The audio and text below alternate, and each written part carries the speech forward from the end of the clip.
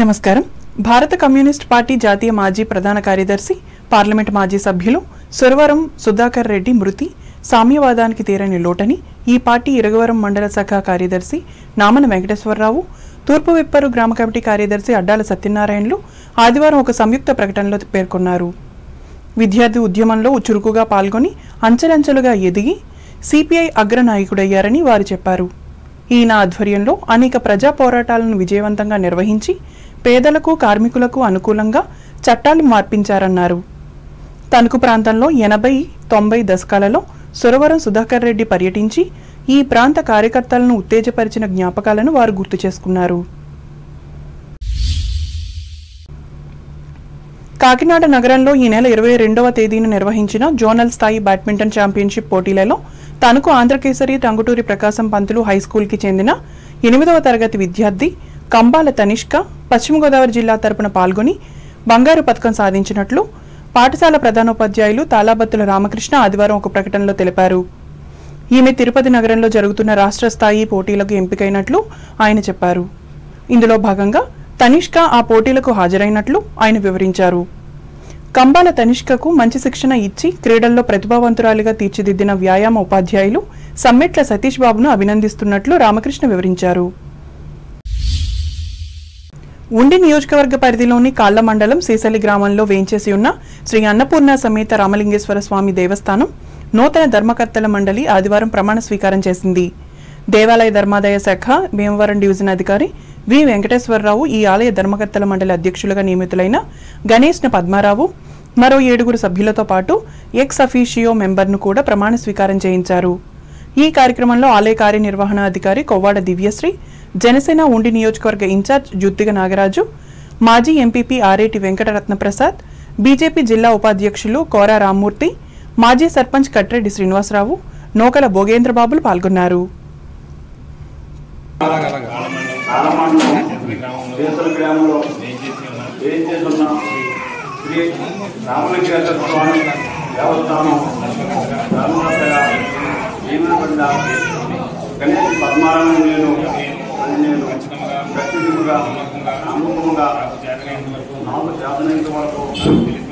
నాకు తెలిసినంత వరకు నాకు ఇవ్వబడిన సర్వబాధితులు ఎలాంటి భయము ప్రీతి ఆప్యాయత దేశములు కానీ లేకుండా చట్టం 30/1987 పొందుపరిచిన సూత్రములను వాటి కింద చేయబడిన రూల్స్ను ఆమోదించుతున్నాను.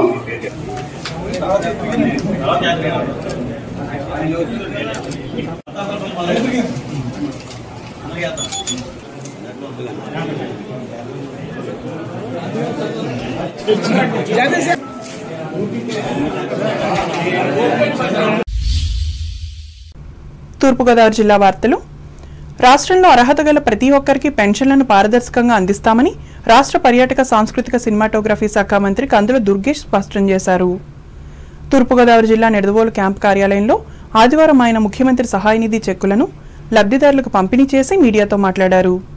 విభిన్న ప్రతిభావంతుల పెన్షన్లు తొలగిస్తున్నారంటూ జరుగుతున్న ప్రచారాన్ని ఎవరూ నమ్మవద్దని పేర్కొన్నారు. ఒకవేళ పొరపాటున అర్హులు పెన్షన్లు తొలగిస్తే మళ్లీ ఇచ్చేందుకు చర్యలు తీసుకుంటామన్నారు. ఆగస్టు 25వ తేదీ నుండి ప్రజలకు క్యూఆర్ కోడ్తో ఉన్న స్మార్ట్ రేషన్ కార్డులు పంపిణీ చేస్తామని చెప్పారు. సూపర్ 6 పథకాలలో భాగంగా ఒక్కో హామీని నెరవేరుస్తూ ముందుకు వెళ్తున్నామని అన్నారు. అలాగే నియోజకవర్గంలో రహదారుల నిర్మాణం త్వరితగతిన పూర్తి చేస్తామని పేర్కొన్నారు. ఈ కార్యక్రమంలో స్థానిక మున్సిపల్ చైర్మన్ భూపతి ఆదినారాయణ పాల్గొన్నారు. సహాయ నిధి అనేది గతంలో ఎప్పుడు కూడా ఇంత స్థాయిలో ఇంత పెద్ద మొత్తంలో వచ్చేటువంటి సందర్భాలు ఉండేవి కాదు. ముఖ్యమంత్రి సహాయ నిధి నుంచి 58 CMRF చెక్కులు, 27,72,186 రూపాయలు. అదేవిధంగా LOC 1 అది 2 లక్షల రూపాయలు. వెరసి 29,72,186 రూపాయల చెక్కులు పంపిణీ చేయడం జరుగుతుంది. ఇది మాకు రావాల్సి ఉండగా మాది తీసేశారనేటువంటి భావన మీకుంటే దానికి ఒక యాప్ కూడా ఏర్పాటు చేసాం. దాన్ని మీరు అప్లై చేసుకోవచ్చు. మళ్ళీ దాన్ని రెక్టిఫై చేసి మీరు నిజంగా అర్హులైతే మాత్రం 100% మీకు మళ్ళీ ఇచ్చే కార్యక్రమాన్ని కూడా చేపడతాం. ఇది చాలా స్పష్టంగా పారదర్శకంగా ప్రజలకి ఉపయోగపడాలనేటువంటి ఆలోచనతో చేస్తాం. చాలా సమయం వెళితే ఇవాళ ప్రభుత్వం చేసేటువంటి సంక్షేమ కార్యక్రమాలు, మరో పక్కన ముఖ్యమంత్రి గారి చొరవతోటి వస్తున్నటువంటి ప్రత్యేకమైన అభివృద్ధి కార్యక్రమాలు, ఇవాళ ఈ ప్రభుత్వం వచ్చింది కనుకే రాష్ట్రంలో ఇవాళ ఎక్కడ పడితే అక్కడ మీకు పరిశ్రమలు నెలకొల్పడానికి అనేక మంది ముందుకు వస్తున్నారు. పర్యాటక రంగంలో కూడా తీసుకున్నటువంటి వినూత్నమైనటువంటి మార్పుల వల్ల పర్యాటక రంగానికి కూడా పెట్టుబడులు వెలువలో వస్తూ ఉన్నాయి. కేంద్ర ప్రభుత్వం. ఏలూరు జిల్లా వార్తలు. ఏలూరు జిల్లా బాల్య వివాహాల నివారణకు ప్రత్యేక చట్టాలు ఉన్నాయని న్యాయ సేవాధికార సంస్థ జిల్లా కార్యదర్శి కె రత్నప్రసాద్ పేర్కొన్నారు. ఏలూరు లంబాడీపేటలో న్యాయ సేవాధికార సంస్థ ఆధ్వర్యంలో బాల్య వివాహాల వల్ల ఉత్పన్నమయ్యే అనారోగ్య సమస్యలపై ఆదివారం నిర్వహించిన అవగాహన కార్యక్రమానికి ఆయన అధ్యక్షత వహించి మాట్లాడారు. పురుషులకు 21, మహిళలకు 18 సంవత్సరాలు నిండిన తర్వాతే వివాహాలు చేయాలని అన్నారు. బాల్యంలో వివాహాలు జరిపినట్లయితే చట్టపరంగా చర్యలు తీసుకుంటామని, అలాగే వారికి అనారోగ్య సమస్యలు తలెత్తుతాయని స్పష్టం చేశారు. కేంద్ర రాష్ట్ర ప్రభుత్వాలు వీరికి అనేక అవకాశాలు కల్పిస్తున్నాయని, ప్రతి ఒక్కరూ చదువుకుని ఉన్నత శిఖరాలకు చేరుకోవాలని ఆకాంక్షించారు. జీవితంలో స్థిరపడిన తర్వాత వివాహాలు చేసుకోవాలని అన్నారు. ఈ కార్యక్రమంలో ఐటీడీఏ పీఓ కె రాముల్ నాయక్ పాల్గొన్నారు. అయితే మనకు చట్టం ఒకటి ఉంది, 2006 prohibition of child marriage resident act. ఆ చట్టంలో 20 ఏళ్ళు మగపిల్లవాడికి 18 ఏళ్ళు ఆడపిల్లకి నిండకుండా వివాహం చేయకూడదు. వీళ్ళిద్దరిలో ఎవరికి వివాహం చేసినా సరే దాన్ని బాల్య వివాహం అంటారు. మరి ఈ బాల్య వివాహాన్ని ఆపడానికి మనకి చాలా స్టెప్స్ ఉన్నాయి. ప్రతిరోజు కూడా 37,000 మంది బాల్య వివాహాలు చేసుకుంటూ ఉన్నారు భారతదేశంలో. అట్లాగే మనకి ప్రపంచంలో చూసుకుంటే బంగ్లాదేశు, భారతదేశము, ఆఫ్రికా, ఇంకో కంట్రీ, 4 కంట్రీస్ కూడా మంచి అద్భుతమైన స్థానాల్లో ఉన్నాయి. అంటే ఎక్కువ బాల్య వివాహాలు చేసుకుంటూ ఉన్నాయి. కనుక వీటన్నిటిని